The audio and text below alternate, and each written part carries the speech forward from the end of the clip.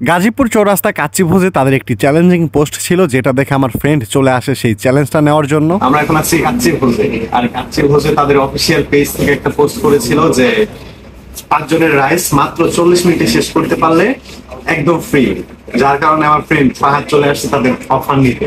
আর এখানে আসার পর ফাহাদের সামনে আনা হয় সেই 5 জনের রাইস, আর দেখা যাচ্ছে এখানে যথেষ্ট পরিমাণে রাইস এবং মাটন রয়েছে। আপনাদের কি মনে হয় সে কি পারবে এই 5 জনের রাইস খেতে, তাও আবার 40 মিনিটে? আর ফাহাদে কোনো কিছু না ভেবে তার মতো শুরু করে দিল, সে মাটন গুলো এবং কি রাইস গুলো আলাদা করতেছিল যেন তার সুবিধা হয়। আর অনেকে অনেক কথা বলতেছিল, অনেকে বলতেছিল এটা সম্ভব না, আর কেউ বলতেছিল যে এটা পারবে। আর আমাদেরও কিছু কনফিডেন্স ছিল যে ফাহাদ পারবে। ফাহাদ কিন্তু খুবই মনোযোগ দিয়ে খাচ্ছে এবং কি চিন্তা করছে 40 মিনিটের আগে কিভাবে এটা শেষ করা যায়। আর আমি তো সর্বোচ্চ 2 জনের কাচ্চি খেতে পারবো, ফাহাদে কিভাবে চ্যালেঞ্জটা নিয়ে নিল 5 জনের কাচ্চি।